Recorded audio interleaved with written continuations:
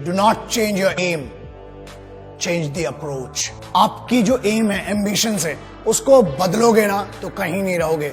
अक्सर लक्ष्य बदलने वाले लोग भटकते हुए मिलते हैं और उनका कोई किनारा नहीं होता है।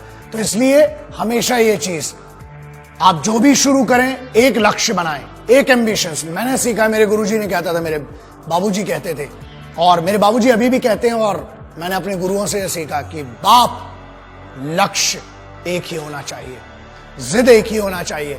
When we are talking about aim, आपने बनाया ही क्यों अगर आपको इतना कॉन्फिडेंस नहीं था? इसीलिए रिसर्च कीजिए अपने एम को चुनने के पहले। लेकिन एक बार जो बन गया तो बढ़ चले हैं वो कदम, अब रुकेंगे नहीं।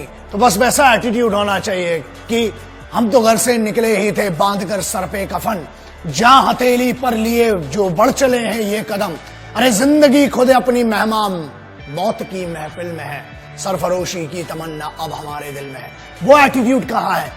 जवान हो यार, वो जवानी में रवानी कहाँ है? इस उम्र में जो बना लिया, एक बार एम बना लिया, उसके लिए मेहनत रोज करना है। रोजाना आपको मेहनत करना जरूरी है और उसके लिए तैयारी तगड़ी होना चाहिए। और तैयारी के लिए पता तो हो किस चीज की तैयारी करना है। एक दिन बॉलर बनना है, दूसरे दिन बैट्समैन, तीसरे दिन साइंटिस्ट, चौथे दिन डॉक्टर। लल्ला कुछ नहीं बनोगे, कंफ्यूज बनोगे, जूते पड़ेंगे घर में भी और बाहर भी। एक एम बनाओ और बस उसकी तरफ बढ़ते जाओ। रोज मेहनत करना जरूरी है दोस्त, क्योंकि बगैर मेहनत के ना कुछ नहीं मिलता। शॉर्टकट, हाँ, शॉर्टकट से क्या होता है कि आप शॉर्टकट से आप खुश हो जाएंगे थोड़े समय के लिए। याद रखना, शॉर्टकट कभी भी मंजिल तक नहीं पहुंचाता है। घूम फिर के आप फिर से हाईवे पे आ जाओगे, फिर बोलोगे कि टाइम वेस्ट हो गया। इसलिए वन सिंगल एम, रोज छोटे एम बनाओ। प्रॉब्लम यह कि एक ही दिन में आप कुछ नहीं बन सकते हो। लेजेंड कोई पैदा नहीं होता है दोस्त, उसको बनने के लिए बहुत सिंपल सी बात है, nobody becomes the general within a day. There is a journey involved in that and you have to go through that journey. उस जर्नी की इज्जत होती है, तो अपनी खुद की इज्जत कीजिए, उस जर्नी की इज्जत कीजिए। और अगर सलाह चाहिए ना एम लेने के लिए, माँ बाप से बड़ा कोई नहीं है, क्योंकि वो सिर्फ जिंदगी में ऐसे होते हैं जो आपसे बगैर स्वार्थ के जुड़े हुए हैं, जो आपसे कुछ नहीं चाहते हैं, सिर्फ ये चाहते हैं कि आप खुद की जिंदगी में बेहतर करें। उनके लिए कितना बेहतर करें, इससे उनको कुछ लेना देना नहीं। दूसरों से ज्यादा और दूसरों की बातों से ज्यादा, ये मेरी सलाह है, एक बड़ा भाई समझ ले, छोटा भाई समझ ले, जो भी समझ ले, अपने लक्ष्य पर खुद को भरोसा करना पड़ेगा। और अपनी खुद की कॉन्शियंस होती है, हमें उसको समझना पड़ेगा। आगे बढ़िए, दूसरों से ज्यादा खुद पर भरोसा करना पड़ेगा। आपको अपने आप से ज्यादा कोई अच्छे से नहीं जानता है। आपके माँ बाप और आप अपने आप को जानते हैं, आपको जानते हैं। उनसे डिस्कस कीजिए और याद रखिए अपने पैशन को, आपको जिस चीज में मन लगता है ना, घर वालों से लड़ाई मत करो, कन्विंस करो, बात करो उनसे, क्योंकि जो पैशन है ना वो सिर्फ आप जानते हो। और अगर आप अपने घर वालों को कन्विंस नहीं कर पा रहे हो, आपके कन्विक्शन में कमी है, आप दुनिया को क्या कन्विंस करोगे फिर? इसलिए सब अगर अग्री होंगे, आप सेम पेज पर होंगे, आपको मदद चाहिए, इमोशनल सपोर्ट चाहिए अपने घर वालों का, और वो मिलेगा। बस अपने पैशन को अपनी जिंदगी में बदलो। मुझे पता है इस चीज को, क्योंकि मैंने जितने लेजेंड से मिला हूं, सब में दो चीजें कॉमन थी। पहला, उन्हें हमेशा से वही बनना था, आज वो जहां पर हैं, उनने अपने रूट्स नहीं बदले। दूसरा, उन सब में एक चीज बहुत कॉमन थी, वो सभी बहुत डिसिप्लिन लोग थे और रोजाना वो अपनी छोटी छोटी मेहनत करते थे उस लक्ष्य की तरफ बढ़ने के लिए। इसलिए ट्रेनिंग करना बहुत जरूरी है और स्टे फोकस कैसे रहेंगे? सिंपल है, आंख बंद करके ध्यान करने से कुछ नहीं होता। बाबा बन जाओगे तिलक लगा के।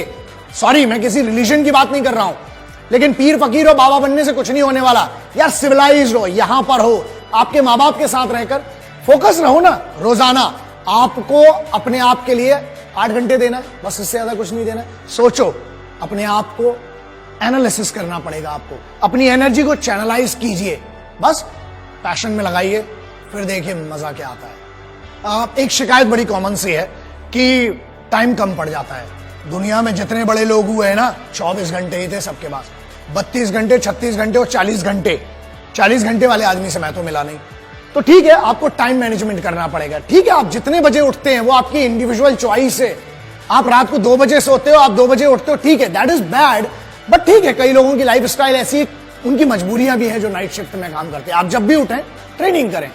दूसरा, एक बहुत सिंपल सी चीज है, जब ट्रैफिक होता है ना तो हॉर्न बजाने से कुछ नहीं होने वाला, और ना आप उड़ के जा सकते हो। स्पाइडर में ना असल में नहीं होते दोस्त, और अगर उड़ के जाओगे तो चालान भी लगेगा, पिटाई भी पड़ेगी। तो ट्रैफिक को दोष मत दो, कोशिश ये करो कि पहले निकलो। वक्त से पहले जब आप निकलेंगे तो आप जगह पर पहुंच जाएंगे। टाइम मैनेजमेंट, हर चीज का टाइम डिसाइड करना पड़ेगा आपको। बस टाइम डिसाइड कीजिए, आगे बढ़िए और कंप्लेंट्स कम कीजिए। सिपाहियों को अपने लक्ष्य का पता होता है। Being a simple son of this motherland, I have the responsibility to speak about our soldiers, जो सबसे ज्यादा मेहनत करते हैं। बहुत सिंपल है ना, एक टास्क दिया जाता है, चाहे वो बंकर बनाना हो, चाहे वो राशन लाना हो, चाहे घर बनाना हो, चाहे अपनी एक रेजिमेंट को मूव करना हो, चाहे जंग लड़ना हो। याद रखिए, वो कभी शिकायत नहीं करते हैं, बस वो काम करते हैं, मेहनत करते हैं, क्योंकि उनका लक्ष्य क्लियर है कि हमें ये करना है। छोटे छोटे लक्ष्य बनाइए और उन छोटे छोटे लक्ष्यों के लिए रोजाना छोटी छोटी मेहनत कीजिए। एम को सीधा रखिए और बेइज्जती होना बहुत जरूरी है। मैं हमेशा कहता हूं, जब बेइज्जती होती है ना तो अंदर एक आग जग जाती है, और उस आग की दम पे ही आप करते हो। तेज भागने के लिए आग की जरूरत है। रॉकेट को देख लेना, कभी नीचे आग लगी होती है, इसीलिए इतना तेज भागता है। सो बेइज्जती, बस एक बात याद रखना, कभी ना कभी, कहीं ना कहीं आपको काम करना पड़ेगा अपने लिए, क्योंकि आपके माँ बाप की या आपके रिलेटिव्स ने कभी ना कभी, कहीं ना कहीं कुछ ऐसा कहा होगा जो बेइज्जत किया होगा। उस बेइज्जती को याद करना, वो पावर देती है। हमें एक फियर होना चाहिए, वो डर होना चाहिए हमें कि यार अगर मैं कुछ नहीं कर पाया तो मेरी फैमिली के लिए मैं रिस्पॉन्सिबल हूं। अपने परिवार के लिए उस बेइज्जती को सहन करो, और उन सभी लोगों को जिनने आप पर शक किया है, आपकी ईमानदारी पर शक किया है, आपके पेरेंट्स की परवरिश पर शक किया है, उनको साबित करो कि वो गलत थे और आपकी परवरिश बहुत अच्छी थी। उतार चढ़ाव जिंदगी में आना जरूरी है। हमारे यहां कहीं पढ़ा था कि हार्ट बीट जो है ना वो भी ऐसी चलती है, तो डरो मत उससे, धीरे धीरे हमें चलना है। मैंने एक ट्रक के पीछे बहुत सालों पहले पढ़ा था कि धीरे धीरे चलेंगे तो बार बार मिलेंगे, और अगर बहुत तेज चलेंगे तो हरिद्वार मिलेंगे। तो याद रखना, हमें धीरे धीरे चलना है, और पहले मंडे आता है, फिर ट्यूसडे आता है, फिर दिन चलते हैं। डायरेक्ट संडे नहीं आता। हल्की हवा चलती है, उससे नींद आ जाती है पंखे की हवा में, ठीक है, लेकिन बहुत तेज हवा चलती है ना तो तूफान में घर भी उड़ा ले जाती है। इसलिए छोटी छोटी मेहनत करेंगे, छोटे छोटे एम बनाएंगे। जब कंफ्यूजन हो, पेरेंट्स के पास जाओ। अरे हर दुनिया के हर शास्त्र में लिखा है, इवन कुरान शरीफ में, मैंने मेरे एक यार ने बताया था मुझे कि एक फर्जंद की औकात अपनी वालिदा के सामने, वालिदा के सामने एक घायल परिंदे की होती है। पैरों में जन्नत बताई गई है। हर धर्म कहता है कि अपने माँ बाप के पास जाके सरेंडर कर दो, कोई भी प्रॉब्लम हो। मैं अगर आज आपके सामने खड़ा हूं ना तो ये मेरे बाबूजी हैं, ये मेरी माँ है, सिर्फ उनके कारण ही खड़ा हूं, और उनकी वो परवरिश है, उनकी वो छोटी छोटी चीजें हैं, वो याद रखता हूं। कोशिश करता हूं कि मेरे उस एक्सपीरियंस से शायद आपका भला हो पाए। और मेरे पिताजी की एक बड़ी अच्छी चीज है जो सीखी थी कि बुरे वक्त में सिर्फ दो ही चीजें काम आती है। पहला, अपने ही बाजुओं की ताकत, और दूसरा अपनी ही अकल। इसलिए मतलब क्या है इसका? इसका मतलब यह है कि आपको अपना फिजिकल, अपना बॉडी भी ट्रेन करना है, अपना माइंड भी ट्रेन करना है, और ये वो चीजें हैं जो कंप्यूटर पर बैठकर नहीं हो सकती है दोस्त। धूप में जाना पड़ेगा। पूरी जनरेशन को 93% अर्बन कल्चर में विटामिन डी डेफिशिएंसी है। क्यों? क्योंकि धूप नहीं मिलती है। नेचर दुनिया का सबसे बड़ा गुरु है, तो जाइए जरा, उसका भी मजा लीजिए। और जब आप ट्रेंड होंगे ना लक्ष्य के लिए, एक बात बताइए, आप बहुत सक्सेसफुल बन गए, उसके बाद क्या करेंगे अगर उस सक्सेस को एंजॉय नहीं कर पाए तो? इसलिए सक्सेसफुल बनना, सक्सेस के मायने सबके लिए अलग हैं दोस्तों।